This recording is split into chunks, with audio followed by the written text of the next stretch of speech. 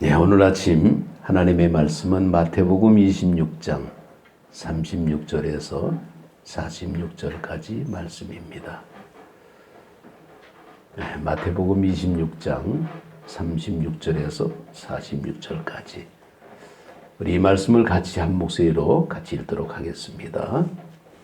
이에 예수께서 제자들과 함께 겟셋마네라 하는 곳에 이르러 제자들에게 이르시되 내가 저기 가서 기도할 동안에 너희는 여기 앉아 있으라 하시고 베드로와 세베대의 두 아들을 데리고 가실새 고민하고 슬퍼하사 이에 말씀하시되 내 마음이 매우 고민하여 죽게 되었으니 너희는 여기 머물러 나와 함께 깨어 있으라 하시고 조금 나아가사 얼굴을 땅에 대시고 엎드려 기도하여 이르시되 내 아버지여 만일 할만하시거든 이 잔을 내게서 지나가게 하옵소서. 그러나 나의 원대로 마시옵고 아버지의 원대로 하옵소서 하시고 제자들에게 오사 그 자는 것을 보시고 베드로에게 말씀하시되 너희가 나와 함께 한 시간도 이렇게 깨어 있을 수 없더냐. 시험에 들지 않게 깨어 기도하라. 마음에는 원이로되 육신이 약하도다 하시고 다시 두 번째 나아가 기도하여 이르시되 내 아버지여 만일 내가 마시지 않고는 이 잔이 내게서 지나갈 수 없거든 아버지의 원대로 되시기를 원하나이다 하시고 다시 오사 보신즉 그들이 자니 이는 그들의 눈이 피곤함 일러라. 또 그들을 두시고 나아가 세 번째 같은 말씀으로 기도하신 후 이에 제자들에게 오사 이르시되 이제는 자고 쉬라. 보라 때가 가까이 왔으니 인자가 죄인의 손에 팔리느니라. 일어나라 함께 가자. 보라 나를 파는 자가 가까이 왔느니라. 아멘. 아멘. 네, 할렐루야. 예, 금년 새해 하나님의 큰 복을 받으시기를 주님 이름으로 축복합니다. 예, 우리가 새해는 늘 덕담으로 시작을 하죠. 오늘 하나님의 말씀을 금년의 표에 맞춰서 말씀을 시작합니다. 금년 표가 일어나라 함께 가자. 이 글씨는 알곡체로 기록했습니다. 알곡체 아시죠? 우리 이순애 권사님. 너무나 귀한 글씨체죠.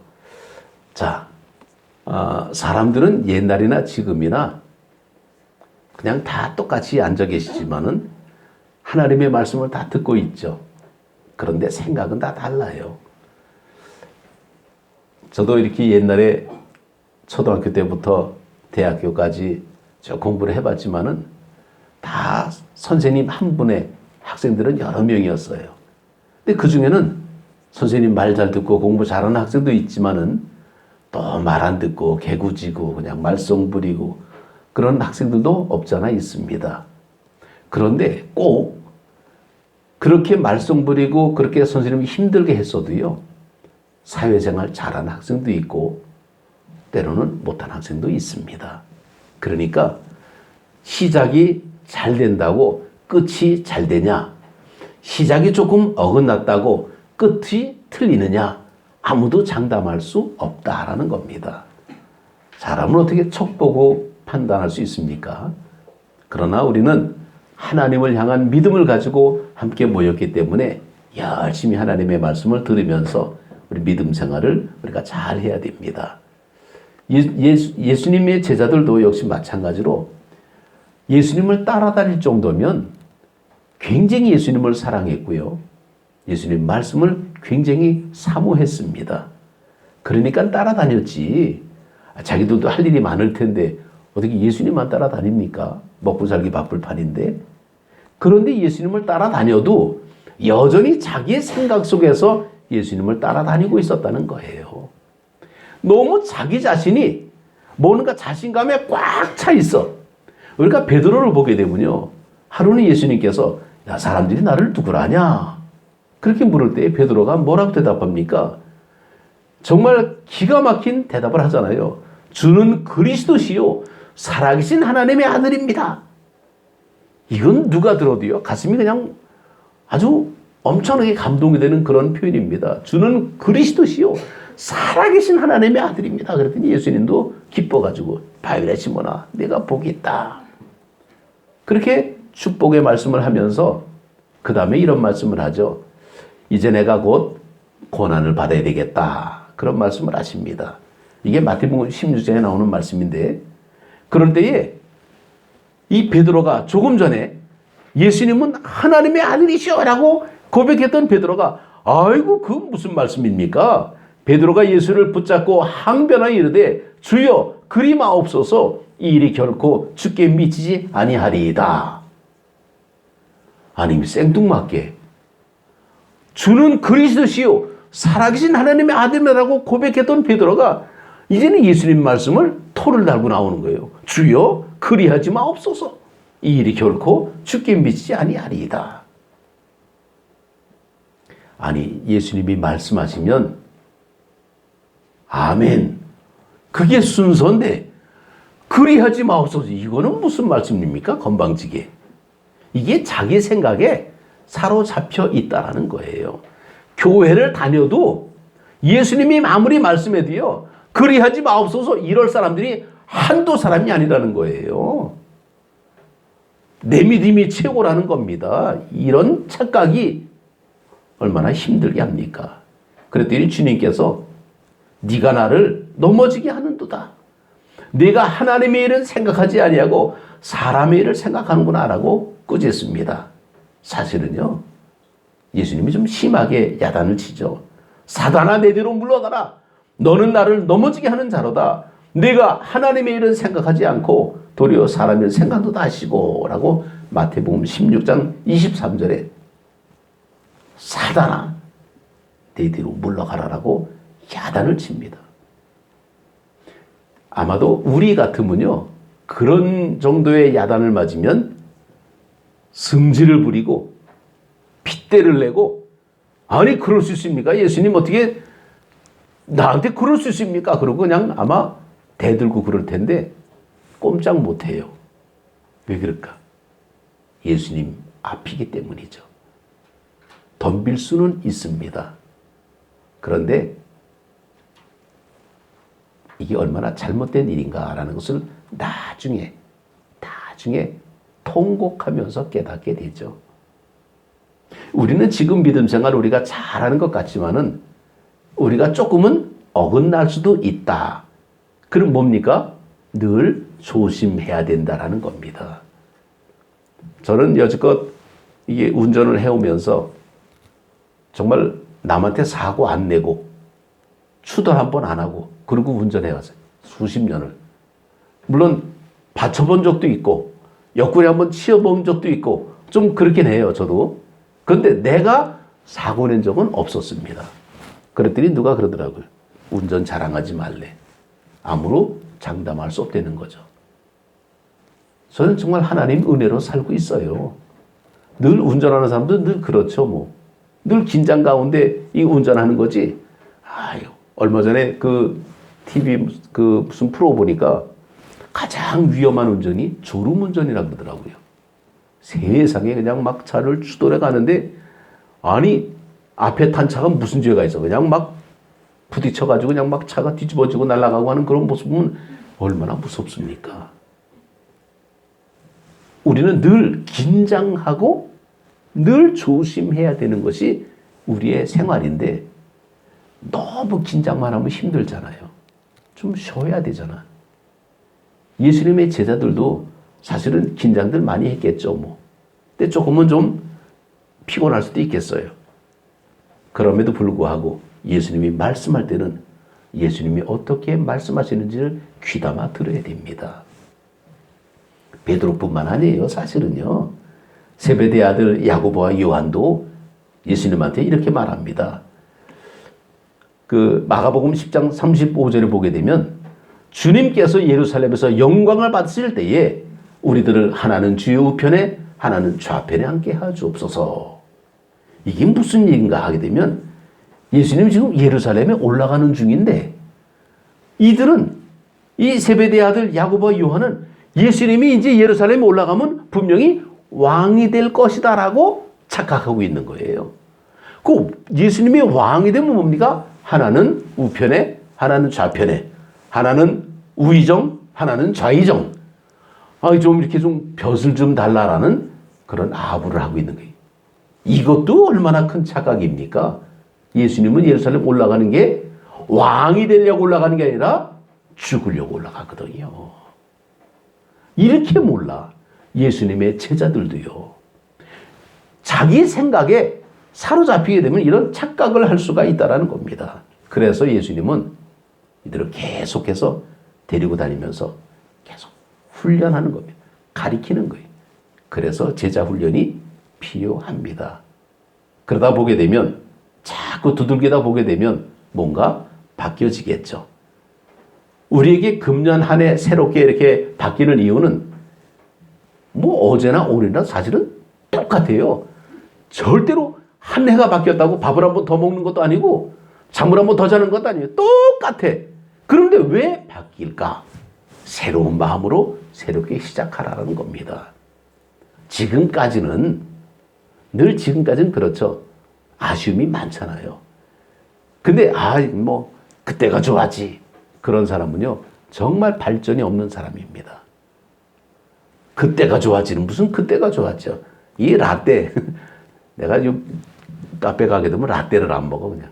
하도 라떼 그래가지고 나는 그냥 아메리카노 그냥 이거 시켜 먹는데. 근데 우리가 지난 날을 자꾸만 돌이켜 보게 되면 좋을 때가 많아요, 사실은. 정말 저도 한때는 잘 나가는 그런 때가 있었어요. 근데 그게 클라이맥스는 아니라는 겁니다. 우리의 인생에 아직도 점프할 수 있는 기회가 있다라는 거죠. 그런 소망 가운데 살아가야 그래야 우리의 믿음의 어떤 모습이 좀 발전이 될 수가 있는 거지. 그냥 우리가 멈춰진 상태, 지금도 뭐 만족하니까 그렇게 되면 더 이상 발전이 안 되고 오히려 퇴보할 수밖에 없습니다. 예수님은 제자들 데리고 이렇게 만찬을 이렇게 하셨죠. 우리는 흔히 그것을 최후의 만찬이라 그러는데 어떤 사람이 최후의 만찬 그 그림 그걸 갖다가 조각을 내 가지고 이제는 4명씩 쪼개갖고 그리고 식탁을 만들어 놓은 최후의 만찬 그림이 있더라고요. 나 그거 보고 이게 무슨 지금 코로나가 정말 별 그림을 다 만들어낸다 그래서 예수님 최후의 만찬 그림을 딱 그리고 조각을 내 가지고 4명씩 묶어놨어. 최후의 만찬을 마친 다음에 그리고는 잠자러 간 게 아니에요. 우리는 늘 순서가 그거죠. 저녁 먹고 난 다음에 뭡니까? 잠을 자야 되잖아요. 이게 우리의 일상의 순서입니다. 그런데 예수님은 최후의 만찬을 마치고 겟세마네로 끌고 가는 거예요. 기도하러 가자. 믿음 있는 사람들은 신나고 좋은 일이지만은요.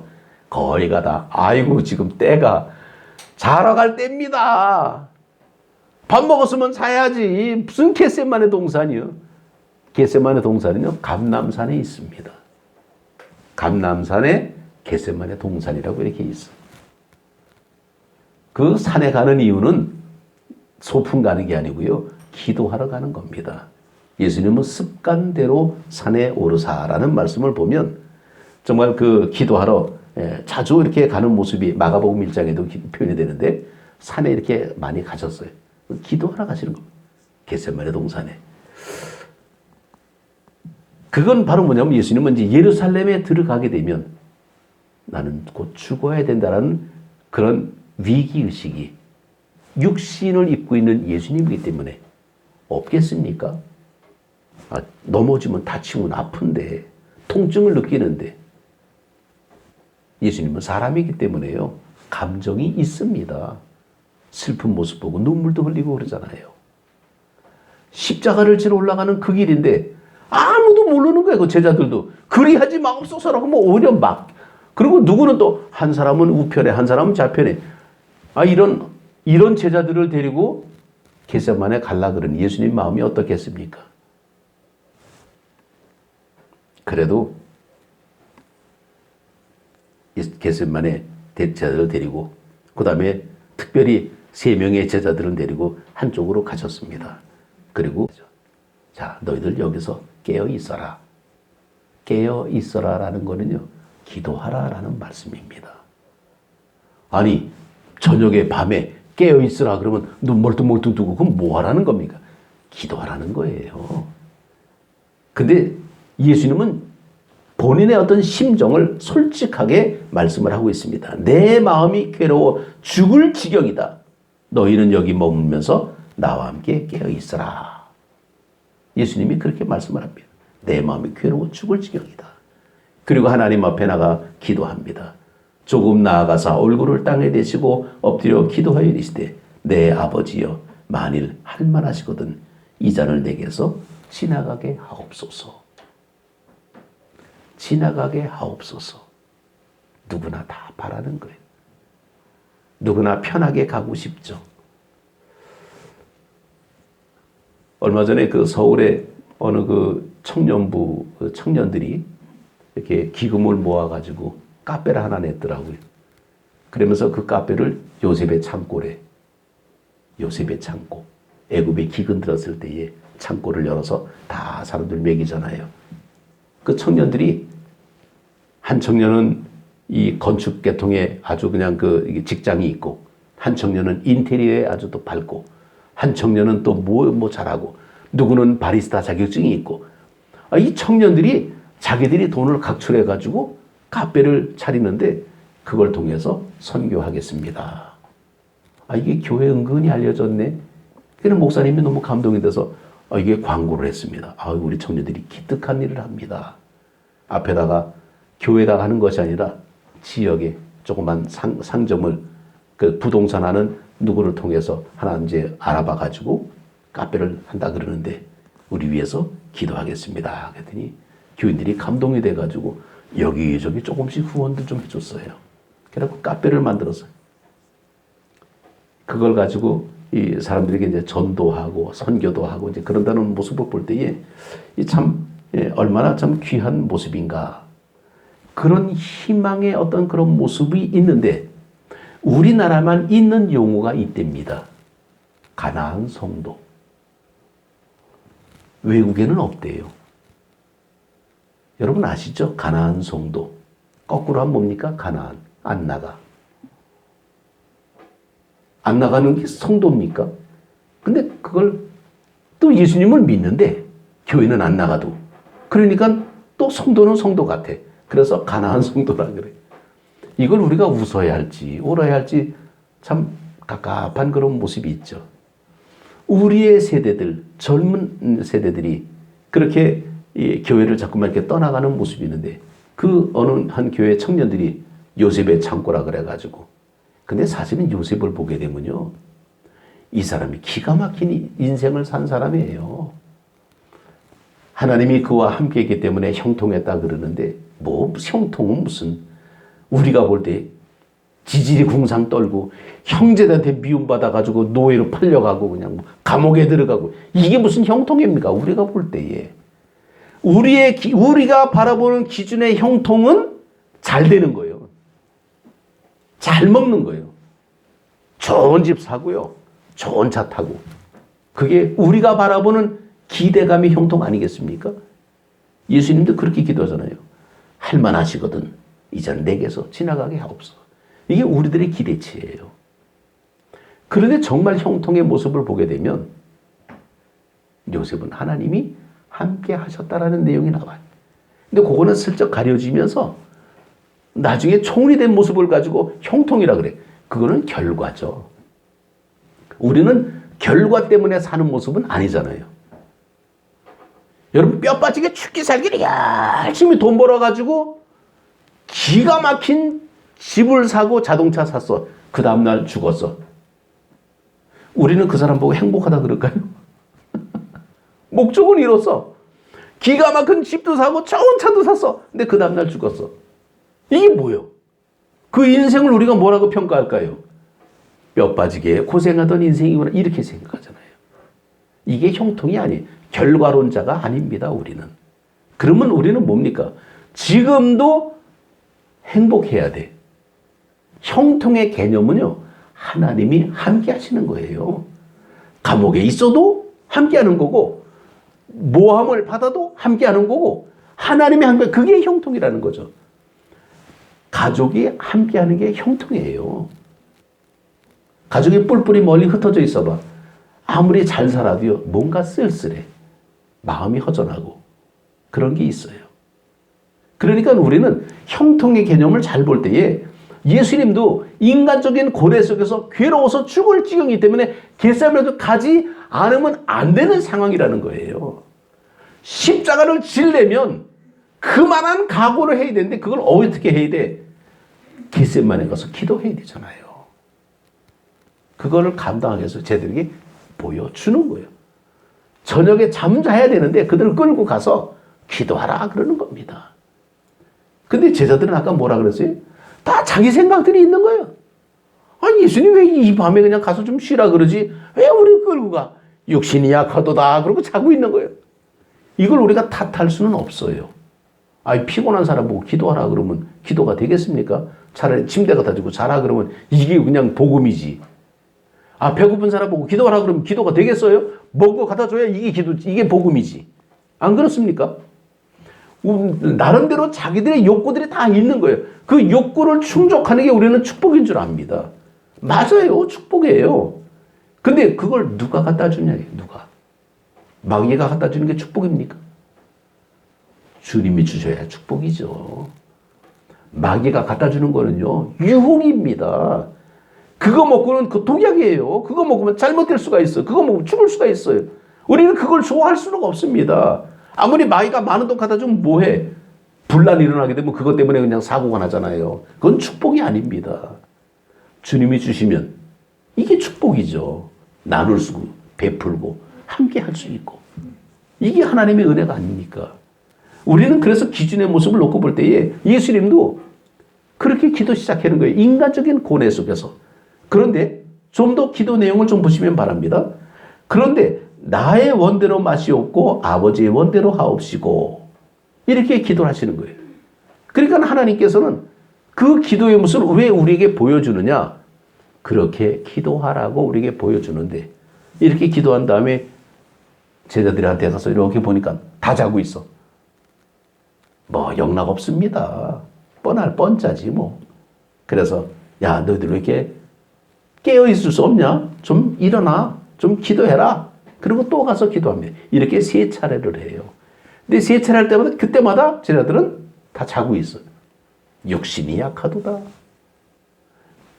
이건 변명도 합리적이죠. 뭐 어떻게 몸 아픈 사람 보고 뭐 하라 그럴 수는 없잖아요. 뭐 아픈데. 근데 아프지만은 그래도 뭔가 할 수 있는 게 있을 거예요 아마. 우리가 움직이지 못하는 사람도 있습니다. 지체장애인들. 근데 지체장애인들도요. 믿음 생활 잘하는 사람들은 잘해요. 움직이지는 못하지만은 다른 걸 또 하잖아요. 하나님은 다른 어떤 모습을 또 줍니다. 그러니까 우리는 내가 있는 처소에서 내가 정말 불편한 걸 가지고 불평할 것이 아니라 내가 할 수 있는 것을 찾아가는 게 그게 오히려 하나님의 기회라는 거예요. 이걸 찾아보는 겁니다. 예수님은 쟤들에게 이렇게 기도를 이제 보여줄 때 주기도문도 보게 되면 그렇죠. 뜻이 하늘에서 이루어진 것 같이 땅에서도 이루어지이다. 기도라는 것은 제자들에게 이런 이 모습을 보여주는 이유는요. 의도가 있습니다. 왜? 지금은 들어도 듣지를 못하는 거예요. 들어도. 근데 어떻게 압니까? 후에 성령님이 오심으로 말미암아 깨닫게 그때 예수님이 이 말씀이었구나라고 그제서 깨닫게 되는 겁니다. 이게 성령의 역사예요. 그래서 성령님이 충만해야 예수님 말씀을 더 많이 깨달을 수가 있는 거예요. 그래서 우리가 일단은 하나님 말씀을 열심히 봐야 돼. 내가 알지는 못할지라도 열심히 읽어야 돼. 보면 무슨 뜻인지 모르겠는데 그냥 읽어. 읽다 보게 되면 성령님께서 지혜를 주시고 깨달음을 주십니다. 이건 뭐 아무리 봐도 모르겠습니다. 그걸 안 읽으면요. 아예 원천적으로 말씀이 차단돼 버려. 그런데 주님은 우리에게 계속해서 기도하라, 구하라 라고 말씀한 이유가 그 이유입니다. 우리는 태생적으로 안 구하려고 그러는 게 많아요. 그래서 구하라고 자꾸 그러요. 두드려라 라는 겁니다. 근데 누가 두드리기를 기다려주고는 누가 기다려줘? 내가 두들겨야지. 목마른 자가 샘 파야죠. 내가 하지 않으면 안 된다는 겁니다. 근데 제자들은 자꾸만 왜 예수님의 생각하고 제자들의 생각하고 왜 이렇게 차이가 날까? 온도 차가 있는 거예요. 아까 내가 잠깐 밖에 나갔다가 들어와서 그 온도계 이렇게 재니까 다시 재라고 나오더라고요. 그새 벌써 내 손이 차가졌나 봐. 온도 차가 있는 거예요. 사람마다 생각 차가 있는 거예요. 생각 차이가 잘못된 건 아닙니다. 그런데 그 생각의 패턴은 주님을 향해 있어야 돼. 그래야 맞춰질 수가 있습니다. 마치 햇빛을 돋보기를 이렇게 딱 비추게 되면 이 돋보기에서 딱 빛이 모아지는 지점, 거기에서 불꽃이 일어나잖아요. 그냥은 불이 안 나. 그냥 따뜻하다, 좀 뜨겁다. 근데 돋보기를 딱 대면서 빛을 하나로 모을 때 그 모으는 그 꼭지점, 거기서 불이 일어나는 거예요. 우리는 그걸 느낄 수 있어야 됩니다. 하나님의 말씀은 바로 우리에게 그렇게 보여주는 거예요. 만약에 제자들이 다 잔다고 예수님도 에휴 너희들만 자냐? 아니 같이 자자. 그리고 같이 잠은 성경 말씀이 아니죠. 그럼에도 불구하고 기도는 멈출 수가 없습니다. 아버지여, 만일 내가 마시지 않고는 이 잔이 내게서 지나갈 수 없거든 아버지의 원대로 하시기를 원합니다. 라고 더욱더 하나님 앞에 기도합니다. 기도는 나의 생각을 하나님의 생각하고 일치시키는 게 기도예요. 나의 뜻을 하나님 아버지의 뜻하고 일치시키는 겁니다. 그러면 보십시오. 우리 부모의 뜻과 자녀의 뜻이 안 맞을 수가 있어. 그러면 기도 내용을 보게 되면 어떻게 맞춰야 돼요? 애들이 부모의 뜻에 맞춰야 됩니다. 그래야 화통이 되는 거예요. 그런데 대충은 애들이 자꾸만 고집 부리면 부모가 애들 뜻으로 맞춰줘. 그러다가 망하는 집 많습니다. 애들 뜻에 맞추게 되면요. 지금은 좋아. 만약 자꾸 안 그러면 자꾸 어기장 놓고 자꾸 반항하고 그러니까 그래 알았어 그냥 그래 네 마음대로 해. 그리고 자꾸 부모가 애들 뜻에 맞춰주다 보게 되면 이게 잘못될 수가 더 많다라는 겁니다. 물론 부모가 다 완벽할 수는 없어요. 그러나 부모는 경험이 있고 그만한 여러 가지 어떤 그런 그 뜻이 있습니다.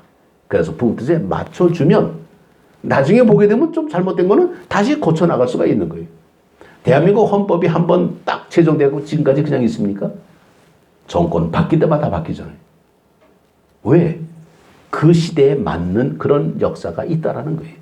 오늘 우리가 이 말씀을 들으면서 우리는 지금 우리 시대에 맞는 모습으로 해석되는 모습이 있는데 본질은 바뀌면 안 돼요. 본질은 지켜가야 돼. 본질이 훼손되게 되면 그건 복음이 아닙니다. 그건 이단이 바로 들어가요. 본질을 바꿔버리잖아요. 그리스도가 바뀌어버리잖아요. 그러면 이단 되는 거지 뭐. 본질이 바뀌면 안 됩니다.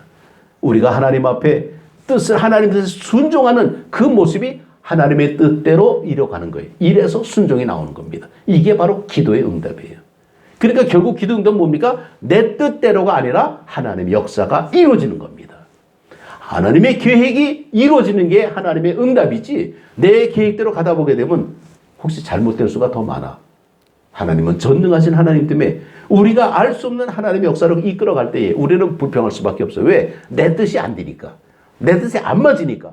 그러니까 불편할 수밖에 없습니다. 나는 신발도요. 내 발에 안 맞으면 내가 신기가 불편해. 옷도 마찬가지. 내 몸에 안 맞으면 아무리 좋은 옷도 이게 불편해. 그러니까 잘 안 입게 돼.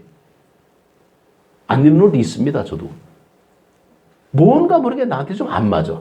근데 내가 맞는 줄 알고 내가 샀어. 근데 눈에 잘 안 들어와. 맨날 입는 것만 입어. 그러다 보니까 집사람이 그래. 맨날 당신 무슨 잠벌 신자예요? 아니 나 단벌 아니에요. 근데 입는 거 입는 게 뭐야? 익숙해 이게. 이게 편해. 우리가 하나님 앞에 쓰임 받는 것도 그겁니다. 우리가 도구, 연장도 마찬가지예요. 내가 쓰기가 편한 게 있어요. 쓰기 편한 게 좋은 거? 아니에요. 사실은 좀 별로 안 좋을 수도 있어. 근데 내가 편한 걸 뭐. 하나님께서 그렇게 쓰시는 겁니다. 우리는 어떤 제자일까? 예수님의 제자처럼 행동할 때가 있습니다. 기도하라 그래도 기도 안 해. 헌신하라 그래도 헌신 안 해. 사랑하라 그래도 사랑 안 해. 아이고 저 사람은 내가 어떻게 사랑해. 그냥 저 얄밉고 그냥 아주 정말 미운 사람을 어떻게 사랑합니까? 안 해. 늘 내 뜻대로 할 때가 많다는 거예요. 내가 교회를 다니고 내가 믿음 생활을 한다고 하지만은 늘 내 뜻이 앞서요. 그러다 보니까 어떻게 돼? 주님이 참고 기다리시는 거예요. 그래서 말씀 보게 되면요. 이제 때가 되었다라는 말씀이 나오잖아요. 이제 때가 되었다. 오늘 이 말씀을 보면서 우리는 그런 생각을 해봅니다. 자, 나 같은 참 어떻게 보면 말 안 듣고 꼴도 보기 싫고 그냥 뭐 에이 너희들이 제자냐? 그리고 그냥 모른 척 그냥 주님 혼자 그냥 갈 수도 있겠지만은 그럼에도 불구하고 우리를 함께 가자. 그리고 우리를 일으켜 세워줍니다. 일어나라. 함께 가자. 이 성경에 보게 되면요. 본문에 함께 가자라는 이 함께가 4번이 나와요. 36절에 보면 제자들과 함께, 38절에 나와 함께, 40절에 나와 함께, 46절에 일어나라 함께 가자. 함께가 4번이나. 이거는 바로 뭡니까? 함께가 그만큼 중요하다는 거예요. 같이 가자라는 겁니다. 비록 많은 수가 아니지만은 기도에 실패한 제자들이지만은 그래도 주님과 끝까지 가기를 원하고 있습니다. 저는 이 말씀을 이렇게 보면서 그런 생각을 해봤습니다. 그 에스더서에 보게 되면 모르드게라는 사람이 등장하는데 이 모르드게는 사실은 그 에스더를 양딸같이 키운 사람이에요. 근데 자기 민족의 위험한 정말 그 일이 닥쳤을 때에 에스더를 찾아가서 그렇게 말합니다. 내가 왕후의 위를 얻음이 이때를 위함이 아닌 줄 누가 아느냐. 네가 함께 기도하지 않으면 우리 민족 망할 수 있다.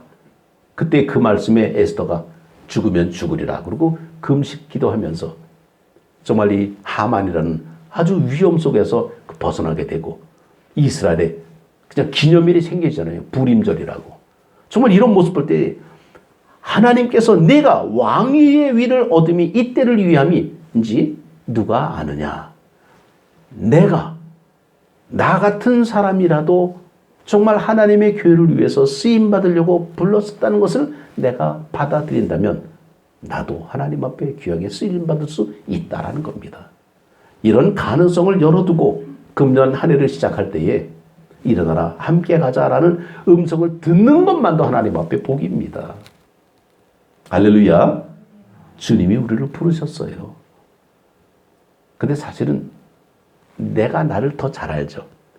우리 자신이 더 잘 압니다. 아이고 아무리 봐도 나는 사실 좀 너무 함량 미달인데 자격 미달인데 나는 늘 그렇게 생각해 하나님 앞에.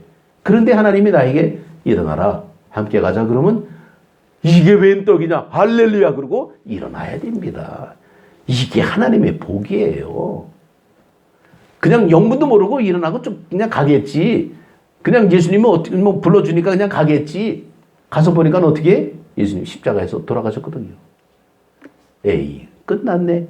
그리고 다 집으로 돌아가는 제자들일지라도 주님은 일어나라 함께 가자라고 우리를 불러주셨습니다. 이 기가 막힌 상황이 반전될 때는 언제가 성령이 임함으로 말미암아 반전이 일어나잖아요. 놀랍게도 베드로가 그냥 회개하고 하나님 앞에 성령 충만해서 하나님의 말씀 전하니까 3,000명이 회개했다. 저는 이걸 또 누가 또 따지더라고. 아니 그 당시 3,000명이 모일 장소가 어디입니까? 뭐. 아니 뭘 그거를 그렇게 따져. 그 3,000명의 숫자는 엄청난 숫자입니다. 그건 바로 뭘이면 베드로가 그만큼 강력한 성령의 권능을 가지고 있었다는 거죠. 방송의 힘이 굉장히 세잖아요. 근데 그 방송 가운데는 믿을 만한 방송도 있고요. 못 믿을 소리도 있어요. 사실은. 가짜 뉴스. 판단하기 참 어렵습니다. 그래서 우리는 기도 많이 해야 돼요. 금년 한 해 정말 아직도 코로나 때문에 온 나라가 지금 아주 시끌벅적하고 맨날 난리죠.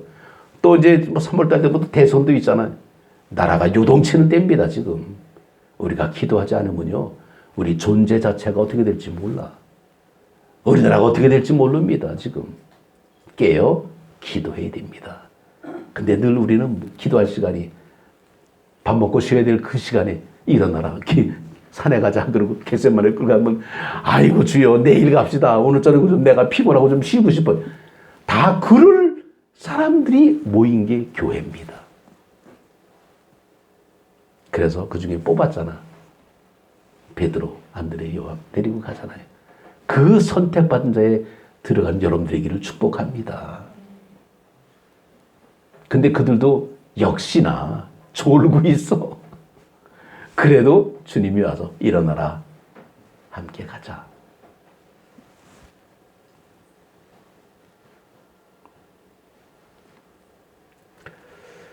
금년 한 해 주님과 함께하는 저와 여러분 되시기를 주님의 이름으로 축복합니다.